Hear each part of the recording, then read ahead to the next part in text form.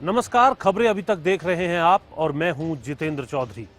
Corona की इस दूसरी वेव के बाद अब एक नई बीमारी ने भी लोगों को सताना शुरू कर दिया है। लोगों के अंदर इस बीमारी को लेकर कई भ्रम बने हुए हैं।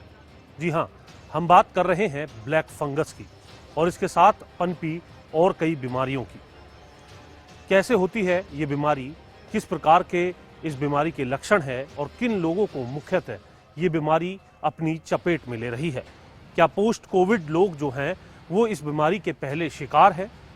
इसी के साथ साथ डॉक्टरों द्वारा की जा रही रिसर्च के बारे में भी आज हम अपनी इस विस्तृत रिपोर्ट में आपको बताएंगे।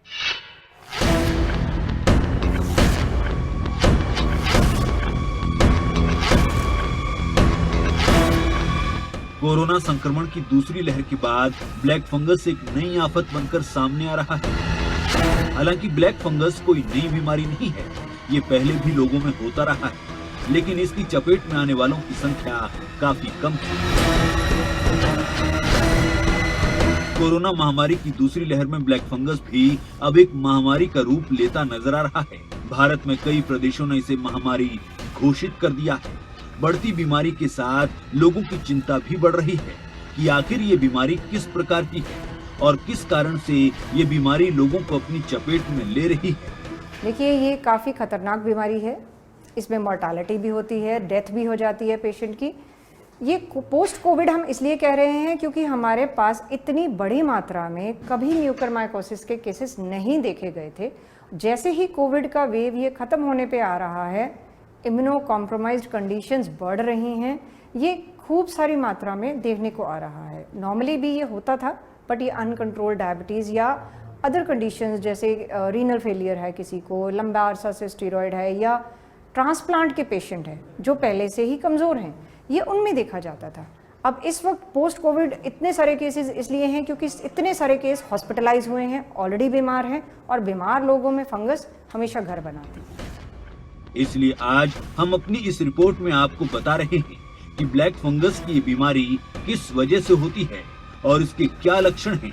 सरकार इसे लेकर किन तैयारियों में जुटी है, फिलहाल इसके उपचार के लिए जरूरी इंजेक्शन को लेकर मौजूदा स्थिति क्या है, ये जानने के लिए खबर अभी तक की टीम ने पंचकुला सेक्टर 6 के सरकारी अस्पताल में ईएनटी सर्जन सुखदीप बसुर से इसके बारे में जानकारी ली है, जो ब्लैक फंगस के इन मामलों को मॉनिटर कर रही हैं। साथ ही अभी तक हरियाणा में आए तमाम ब्लैक फंगस के मामलों पर एक रिसर्च भी कर रही है। जो म्यूकरमाइकोसिस है, जो हम म्यूकरमाइकोसिस देखते थे, इसकी बहुत सारी वैरायटीज़ होती हैं, जिसमें सबसे कॉमन होती है नेज़ल, मतलब राइनो ऑर्बिटल जिसको बोलते हैं, राइनो या राइनो ऑर्बिटल या राइनो ऑर्बिटल सेरेब्रल। मतलब ये जो फंगस के स्पोर्स हैं, ये सारे एनवायरनमेंट में होते हैं। ये जो म्यूकरमाइकोसिस के स्पोर हैं या एस्परजिलस, ये हवा में होते हैं, हम इन्हें इनहेल करते हैं और ये नाक के अंदर जाके हमारे साइनसेस में ग्रो करते हैं। वहाँ ये अपना घर बना लेते हैं और वहीं से फिर बीमारी पनपनी शुरू होती है। इसी वजह से सारे कॉमनली जो सारे मरीज़ हैं उनमें जो देखा गया है इस वैरायटी में, नाक से गंदा पानी आना, खून से सटा हुआ पानी आना, क्योंकि अंदर ये हड्डियों को और अंदर जो सॉफ्ट टिश्यू है उसको डैमेज करता है। और क्योंकि इसे ये एंजियो इन्वेजन है, इसका जो स्वभाव है, ये ब्लड वेसल्स के अंदर ग्रो करता है, तो जैसे ही ये ब्लड वेसल को ब्लॉक कर देता है, उस एरिया को खून नहीं मिलता और वो काला पड़ जाता है। इसीलिए नाक के अंदर काली काली क्रस्ट जमा हो जाती हैं, या तालुए का वो हिस्सा या चीक के अंदर काले काले धब्बे हो जाते हैं, क्योंकि वो एरिया डेड हो चुका है।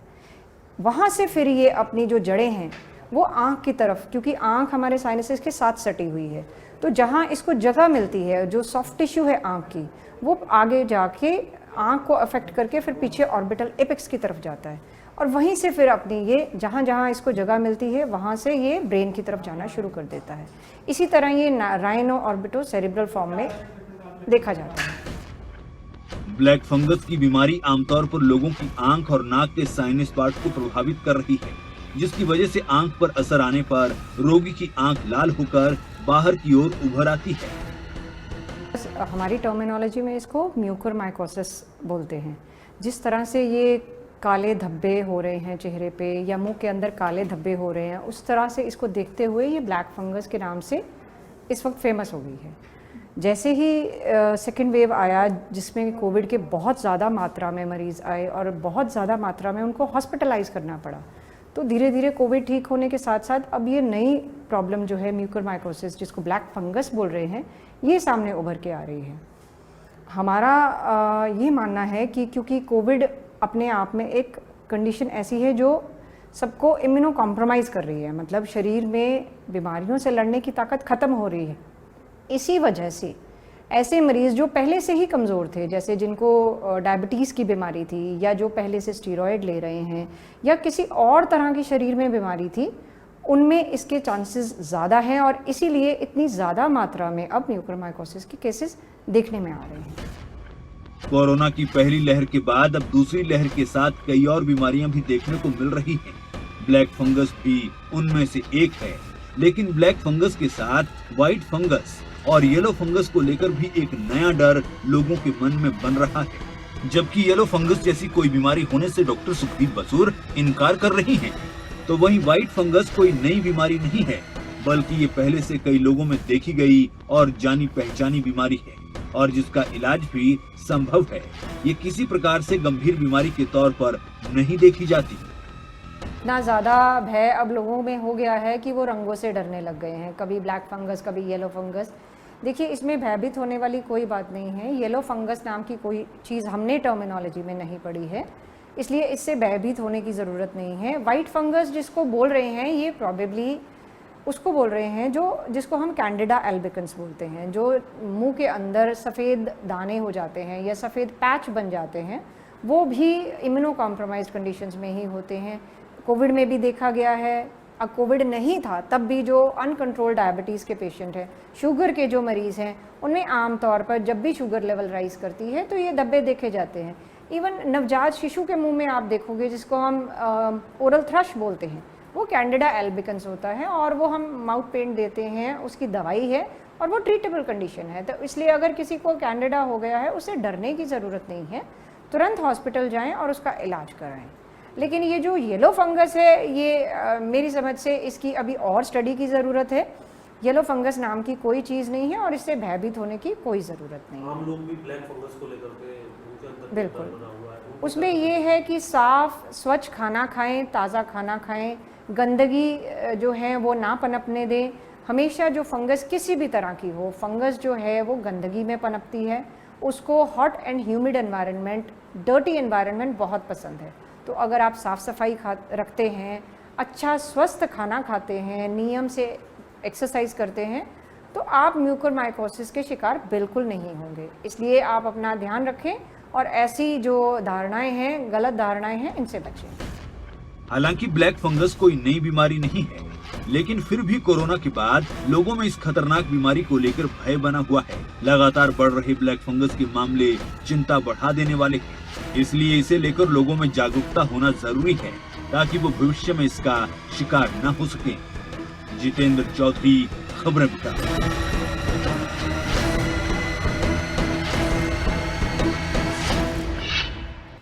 ब्लैक फंगस की इस बीमारी के बारे में आपने समाचार पत्रों और सोशल मीडिया पर यह देखा होगा कि किसी व्यक्ति की आंख सूजी हुई है, उसे दिखाई नहीं दे रहा है या इस प्रकार की कोई समस्या आंख संबंधी ब्लैक फंगस की वजह से हो गई है। लेकिन ऐसा नहीं है कि केवल आंख और नाक को ही प्रभावित करने वाली यह बीमारी है। आंख और नाक के अलावा यह बीमारी आपके शरीर में और किस प्रकार से हो सकती है, यह जानना भी जरूरी है।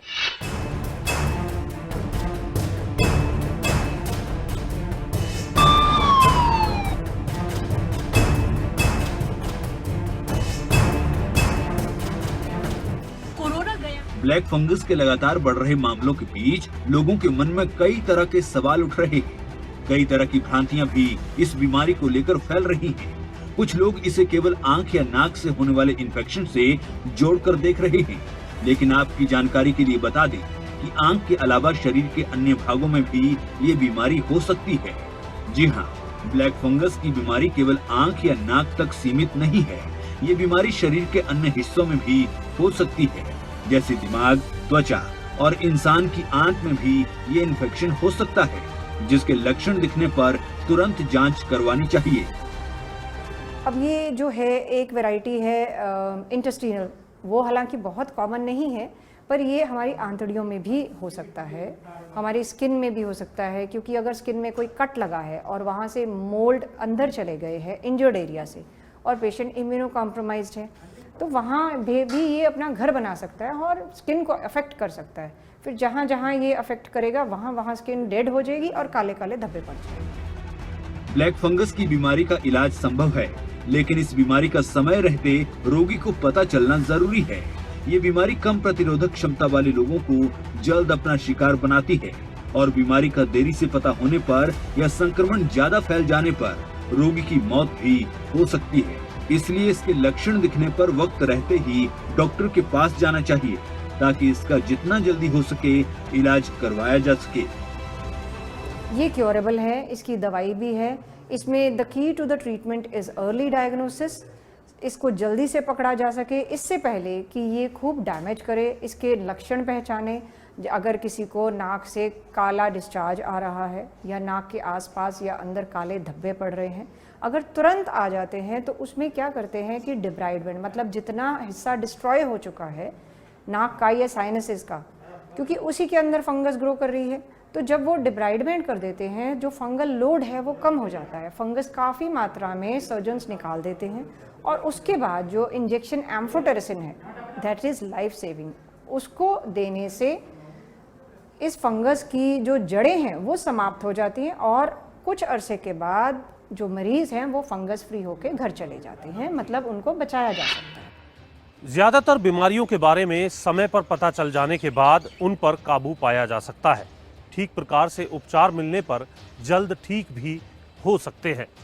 लेकिन इस बीमारी के कौन कौन से ऐसे लक्षण हैं, यह भी लोगों को पता होना चाहिए, ताकि वे समय पर सटीक उपचार और इसकी जांच करा सकें।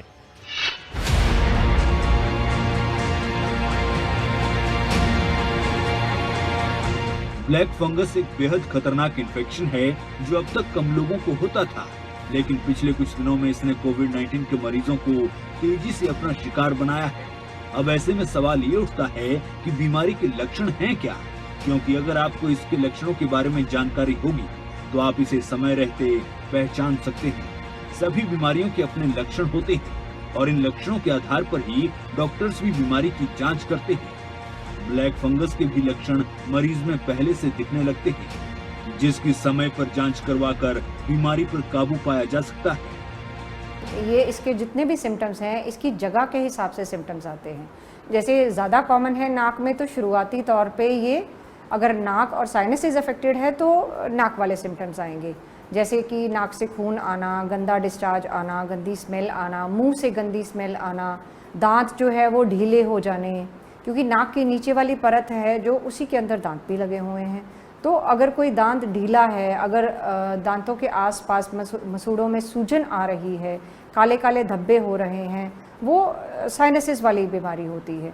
अगर ये आँख को अफेक्ट कर गया है या सीधे सीधे नाक को छोड़ के डायरेक्टली इसने आँख पे अटैक किया है, तो आँख में लाली होगी, आँख की सूजन आ जाएगी और आँख गिर भी सकती है, मतलब कि जो आँख की पुतली है वो फ्रीज भी हो सकती है, पूरी आँख भी डिस्ट्रॉय हो सकती है। मरीज़ इसको इस तरह से पहचान सकते हैं कि आँख में खूब लाली होगी, दो नज़र आएंगे या फिर बिल्कुल नज़र नहीं आएगा। और अगर ये ब्रेन की तरफ जा रहा है तो मरीज़ को खूब सिरदर्द होगा जो कि किसी दवाई से ठीक नहीं होगा, और पेशेंट कई बार डिसओरिएंटेड भी हो जाते हैं, मतलब कि वो बेहोश भी हो सकते हैं। तो उसमें हमें शक होता है कि ये ब्रेन की तरफ जा रहा है।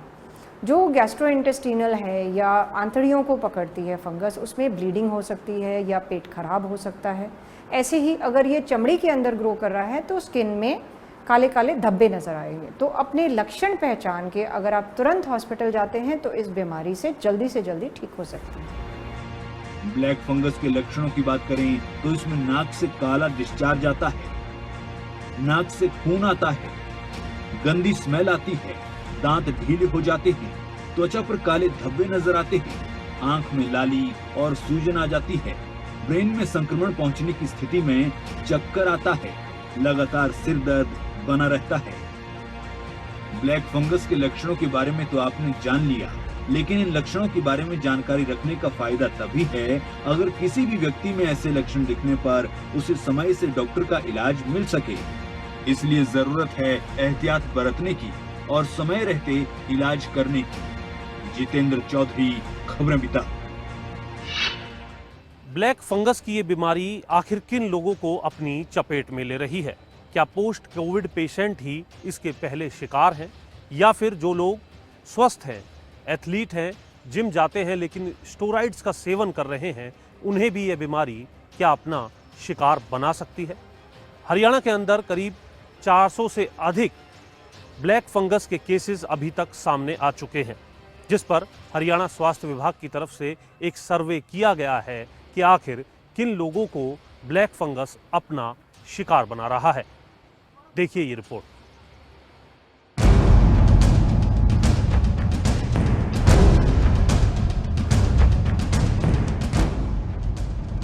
हरियाणा में भी ब्लैक फंगस का व्यापक असर देखने को मिल रहा है। करीब 450 से अधिक केस हरियाणा में अभी तक ब्लैक फंगस के आ चुके हैं। लोगों के बीच ये भ्रांति है कि ये बीमारी पोस्ट कोविड-19 मरीजों को ही अपनी चपेट में ले रही है, लेकिन हरियाणा स्वास्थ्य विभाग की तरफ से एक सर्वे कर रही ईएनटी स्पेशलिस्ट डॉक्टर सुखदीप बसुर ने बताया कि ये बीमारी केवल पोस्ट कोविड-19 मरीजों के अंदर ही नहीं बल्कि जिनकी रोग प्रतिरोधक क्षमता कम हो चुकी है उन्हें भी अपना शिकार बना रही है। साथ ही स्टेरॉइड का अधिक सेवन करने वाले लोग, रोग प्रतिरोधक क्षमता में कम आंके जाने वाले, शुगर के मरीज भी इस बीमारी की चपेट में आ रहे हैं। देखिए, ये जो मरीज जितने भी आ रहे हैं, हम कोशिश कर रहे हैं कि उनको स्टडी करें ताकि हमें असल में ये कारण पता चले कि जो कोविड के बाद इतने सारे मात्रा में मरीज आ रहे हैं उसका असली कारण क्या है। तो उस स्टडी में हम जो ऑलरेडी म्यूकरमाइकोसिस के पेशेंट ट्रीटमेंट के अंदर हैं उनको लिया गया है और ये हम जांच करने की कोशिश करते हैं कि उनको कोविड हुआ था या नहीं, उनमें पहले से ही डायबिटीज़ की बीमारी थी या कोविड के दौरान हो गई है, या उनमें स्टेरॉयड का सेवन उन्होंने किया है, या वो रीनल ट्रांसप्लांट के पेशेंट हैं, या फिर उनमें किसी और तरह की पहले बीमारी है जिसमें कोई इम्यूनो कॉम्प्रोमाइज़ ऐसे ड्रग्स दिए गए हैं जो बॉडी को इम्यूनो कॉम्प्रोमाइज्ड बनाते हैं। तो ये सारा स्टडी करने के बाद हमें ये कारण समझ में आएगा कि इतनी सारी मात्रा में कोविड के बाद म्यूकरमाइकोसिस के केसेस क्यों आ रहे हैं। इतना ही नहीं, डॉक्टर सुखदीप बसुर बताती हैं कि जो लोग पूर्णतः स्वस्थ हैं लेकिन वे जिम या एथलेटिक्स करने के लिए बिना डॉक्टर के परामर्श स्टेरॉइड्स का इस्तेमाल करते हैं, उनको भी बीमारी होने का खतरा बना रहता है। बिल्कुल, जो स्टेरॉयड है वो जहाँ पे हम कुछ एक कंडीशंस में लाइफ सेविंग ड्रग है, अगर ये लंबा अरसा या गलत कंडीशंस के लिए लिया जाता है तो ये घातक भी हो सकता है। इसलिए हम एज डॉक्टर्स कभी भी एडवाइस नहीं करते कि स्टेरॉयड बिना डॉक्टर की प्रिस्क्रिप्शन के लिया जाए, इसे कभी भी इस्तेमाल नहीं करना चाहिए। जिम जाने वाले एथलीट्स के लिए जो स्टेरॉयड बिल्कुल नहीं इस्तेमाल। हाँ, उनको मैं यही कहूँगी कि जिमिंग अपने आप में एक स्वस्थ रहने का तरीका है, तो वो प्रोटीन लेते हैं, हेल्दी खाना खाएं, पौष्टिक खाना खाएं, उससे उनका शरीर जो है उसमें बीमारियों से लड़ने की ताकत भी आएगी और शरीर भी अच्छा होगा। अगर स्टेरॉइड्स लेते हैं उससे शरीर फूल जाता है, अंदर से ताकत नहीं आती, इसलिए ये स्टेरॉइड्स बिल्कुल ना लें और एकदम डॉक्टर की सलाह के बिना इसका सेवन ना करें। यानी अगर आपको लगता है कि आपको कभी कोरोना नहीं हुआ तो आपको कभी ब्लैक फंगस हो ही नहीं सकता, तो आप गलत हैं। कमजोर इम्यूनिटी वाले लोगों पर भी ये अटैक कर सकता है। कोरोना महामारी से निजात पाने के लिए जिस प्रकार से सरकार की तरफ से कमेटी का गठन किया गया था, ठीक उसी तर्ज पर ब्लैक फंगस के लिए भी इंजेक्शन के इंतजाम के लिए कमेटियां गठित कर दी गई हैं। लेकिन कुछ लोग इन कमेटियों के सीधे संपर्क में आके इंजेक्शन के इंतजाम करने में लग जाते हैं, जबकि इसका निर्धारित प्रोसेस है कि अस्पताल द्वारा ही इस कमेटी से एक ईमेल द्वारा संपर्क किया जाता है। और ब्लैक फंगस में कोरोना से कहीं ज़्यादा इंजेक्शन की आवश्यकता होती है, जिनकी फिलहाल प्रदेश के अंदर क्या स्थिति है, देखिए ये रिपोर्ट।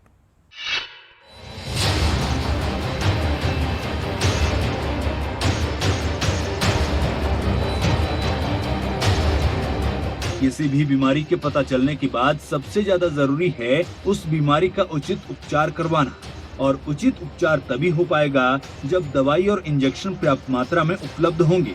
कोरोना महामारी में रेमडेसिविर इंजेक्शन और टोसिलीजुमैब की मारामारी रही, ये जग जाहिर है।